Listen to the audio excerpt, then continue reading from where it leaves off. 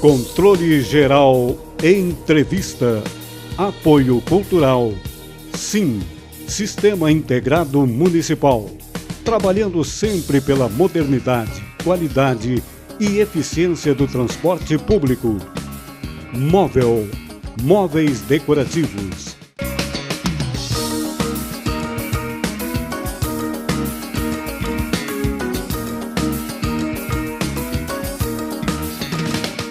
O Controle Geral Entrevista, canal 19 da NET TV Santa Maria, tem o apoio cultural do Sistema Integrado Municipal, sim, trabalhando sempre pela modernidade, pela qualidade, pela eficiência do transporte público. Olha, o assunto que vamos tratar agora é um assunto da maior importância. Todo mundo sabe disso, todo mundo fala assim, mas pouca gente tem informações a respeito desse tema e menos ainda do que informações, tem menor ação diante desse assunto que vamos tratar agora. Assista, acompanhe conosco e depois me dê razão ou não, mas nos acompanhe. Pensando o mundo da dependência química.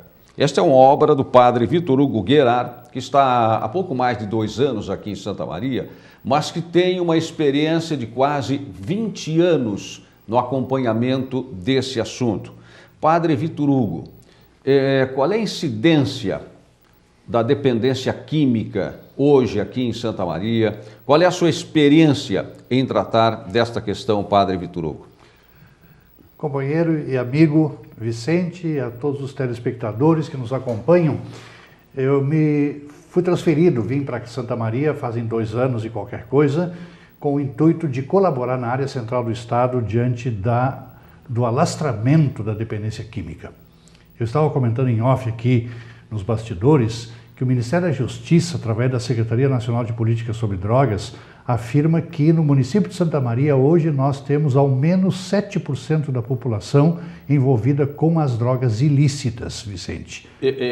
Perceberam? 7% da nossa população envolvida com drogas ilícitas. Isso aí dá o quê? Um número de 18 mil. 18 a 20 mil pessoas. 18 a 20 mil pessoas. Isso significa que diariamente está entrando no território de Santa Maria em torno de qualquer coisa 50, 60 mil buchas de droga das mais variadas naturezas. Por isso que nós encontramos aqui nas pequenas cidades circunvizinhas depósitos, laboratórios de refinamento, redes de distribuição muito bem montadas. Nesses dias agora eu estou dando um atendimento na 4ª Colônia, porque esses pequenos municípios também estão infestados dessa coisa, viu? E isso é motivo de gravíssima preocupação, deveria ser, dos órgãos públicos, das famílias e das igrejas, que são os 3 grandes gigantes, os 3 gigantes que devem se acordar e reagir diante dessa calamidade social. Porque não é por menos que Santa Maria tem assistido essa quantidade de atos de delinquência, essa quantidade de crimes de pequena monta, pequenos assaltos de rua, roubos, violação de patrimônio, mas também tem assistido uma incidência larga de homicídios e se você vai dar uma olhada dentro disso, a maioria são ligados de alguma forma à questão do uso indevido de drogas ou do seu transporte. Aliás, se pode dizer com toda segurança, né, Padre Vitor Hugo, a gente que também convive muito com a informação lá na rádio, que grande parte dos homicídios praticados em Santa Maria tem exatamente esse viés, né? Pela disputa do ponto, pela distribuição do produto, né? E o que isso significa em valores, né? Enfim, o comércio, né? Execuções estão acontecendo por serviços por serviços mal prestados, mal executados, enfim, por desavenças nesse mundo. A maioria dos homicídios de Santa Maria tem exatamente esta origem. E quando o senhor falou que poder público, né? Poder público, prefeitura, família, igreja tem feito, deveria fazer mais, significa dizer que estão fazendo menos? Bom, existem 2 grandes redes, ou 2 redes aqui na nossa região, mas que é o comum haver em todas as regiões, é a rede da prevenção através de grupos, grupos de amor exigente, de alcoólicos anônimos, de narcóticos anônimos, que são os grupos que nós dispomos aqui na nossa cidade. E esses grupos, dessas 3 denominações, nós temos aí mais do que uma dúzia desses grupos aí, atendendo hoje perto de 200 famílias. Mas o que são 200 famílias diante desse número assustador de 18 mil usuários? Ainda precisamos crescer muito. É uma rede, por exemplo, do Amor Exigente, que já está instalada lá na Vila Santos, lá na Vila Nossa Senhora do Carmo, lá no Camobi, aqui pelo centro, na Fátima, na Vale Machado. Nós temos grupos todos os dias da semana, todas as noites da semana, ou 19, lá na Tancredo Neves, ou às 19h30 ou às 20 horas. O que nós não estamos bem ainda na nossa região central é no atendimento dos já usuários compulsivos, aqueles que a gente chama de viciados, de como atendê-los e de como desenvolver com eles um programa de recuperação.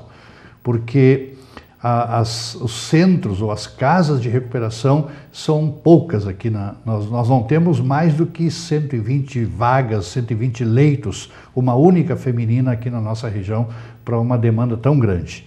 Por isso que às vezes nós temos, ontem à noite me deparava ainda com uma situação de famílias de Santa Maria que tem que internar seus filhos em Porto Alegre, em Lajeado, em Juí, em Frederico Westphalen, onde conseguem alguma vaga, porque aqui na nossa região não consegue. E essas comunidades, quantitativamente, onde é que estão instaladas? Como é que funcionam, Padre Vitor Hugo? Olha, o Padre Vitor Hugo hoje, eu desconfio que é o único homem que conhece as 212 comunidades terapêuticas instaladas no Rio Grande do Sul.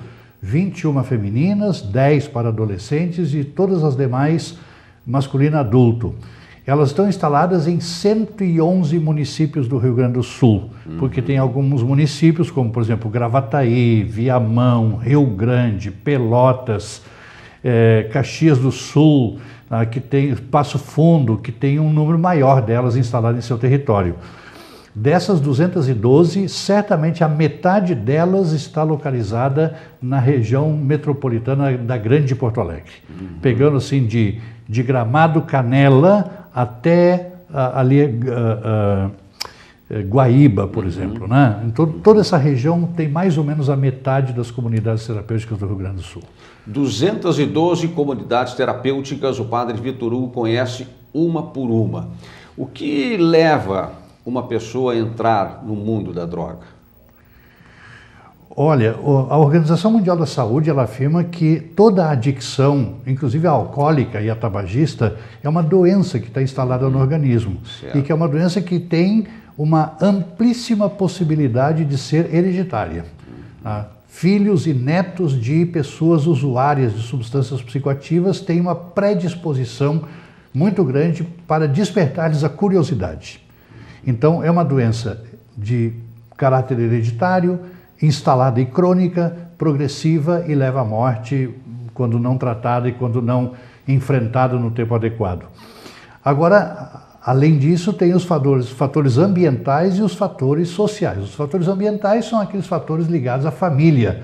Uma família não suficientemente estruturada ou uma família onde os limites na área da educação dos filhos não é suficientemente clara, ou então as questões afetivas.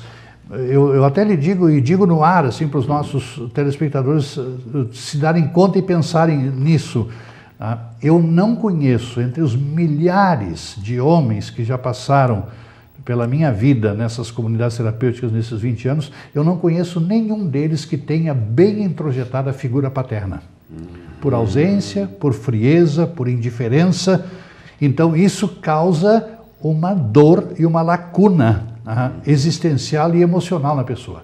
Então tem esses fatores ambientais da família e os fatores sociais, da convivência, de uma sociedade muito alcoolizada, muito permissiva, que os nossos filhos estão começando a se experimentarem no álcool já aos 7, 8, 9 anos de idade, e nós estamos achando que isso é uma gracinha, é uma gracinha uma menina de 12, 13 anos já tomar lá os espumantes, os energéticos. Quer dizer, vivemos numa sociedade muito tolerante, muito permissiva, E isso acaba facilitando a vida, sobretudo dos nossos jovens, no ingresso das experiências desse tipo de drogadição.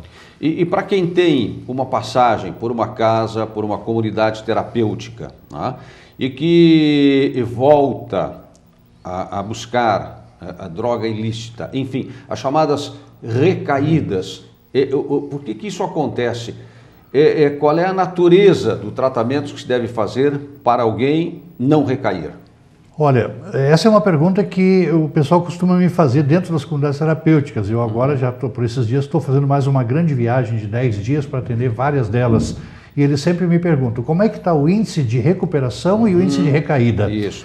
E a gente costuma afirmar da seguinte maneira, são 3 fatores que inibem o uso de drogas, seja no primeiro uso, seja na recaída. É um programa terapêutico consistente, com começo, meio e fim, com sua equipe terapêutica bem preparada, que a família seja parceira na recuperação, e eu vou dizer no ar, para os nossos ouvintes, nossos telespectadores acompanharem, uma oportunidade, um jornalista me disse assim, ô seu padre, tratar do usuário sem tratar da família é a mesma coisa que lavar o leitão e devolver no mesmo chiqueiro. Então nós precisamos de um bom programa terapêutico, de uma família parceira no processo de recuperação e que modifique também seus hábitos e que depois haja perseverança. Evidentemente que há uma membrana em tudo isso chamada espiritualidade. Sim. Porque longe de um poder superior, nós não temos a menor chance de recuperação. Isso é a grande verdade. Porque é uma doença que a gente chama ela de multifatorial, porque ela afeta o sistema neurológico, afeta o sistema emocional, afeta o sistema orgânico físico, afeta o sistema comportamental e afeta também o sistema espiritual, das razões da minha existência. Então, um programa terapêutico e uma família tem que buscar uma harmonia nessas 5 dimensões. Padre Vitor Hugo, pela sua experiência, qual é a sua opinião? Também o senhor deve ser muito arguído sobre isso, a respeito da descriminalização da droga. Absolutamente não. Porque todos os países que flexibilizaram a legislação não tiveram sucesso. A Suécia, a Holanda estão voltando atrás nas suas legislações, nas suas leis e recrudescendo o controle do uso de drogas. A Suécia é um país que há 20 anos atrás tinha 0,7% de usuários e com a flexibilização e a permissão do uso, inclusive em ambientes públicos, nos PUPs, chegou a 12% da população. E isso associa... Porque o uso de droga, ele traz consigo a criminalidade, a delinquência, a prostituição, o uso do corpo e todas essas mazelas que nós conhecemos. E essa semana, inclusive, eu tive acesso a uma reportagem, uma informação muito interessante a respeito do Uruguai, por exemplo. O Uruguai aprovou aquela lei de estatização da produção e distribuição e a venda. Pois é, não está dando certo no Uruguai, porque das 1.200 farmácias do Uruguai, apenas 50 se credenciaram para serem as fornecedoras da droga por receio, por não compactuarem com esse tipo de flexibilização e por algumas delas já terem sido vítimas de ameaças e coisas do gênero, porque a população do Uruguai não foi a favor disso, mais da metade. É assim como acontece no nosso país também, né? Os nossos governantes, nossos legisladores nem sempre estão em sintonia com as grandes aspirações da população brasileira. É verdade. Conversei no Controle Geral Entrevista com o padre Vitor Hugo Gerard, autor do livro Pensando o Mundo da Dependência Química. Pensando o Mundo da Dependência Química. E que tem uma experiência de quase 20 anos de trabalho junto a comunidades terapêuticas, no trabalho de prevenção, de tentar fazer com que as pessoas não venham a ingressar no mundo da droga e, ingressando, possam deles sair e retomar a sua vida normal. Enfim, é uma discussão também extremamente ampla e que esse espaço não tem o tempo suficiente para aprofundar, mas a ideia é sempre dar uma visão panorâmica de algumas das coisas que fazem parte do nosso dia a dia e da nossa rotina. E com certeza voltaremos, Padre Vitor Hugo, a tratar desse tema aqui nesse espaço. Muito obrigado pela sua presença. Obrigado a você, obrigado aos ouvintes, aos telespectadores e que Deus abençoe a todos. Controle Geral Entrevista tem o apoio cultural do Sistema Integrado Municipal, sim, trabalhando sempre pela modernidade, pela qualidade, pela eficiência do transporte público. Obrigado pela sua companhia e até o próximo programa.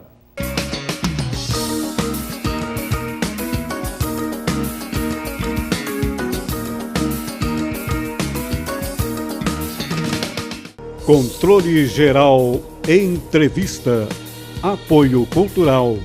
Sim, Sistema Integrado Municipal. Trabalhando sempre pela modernidade, qualidade e eficiência do transporte público. Móveis decorativos.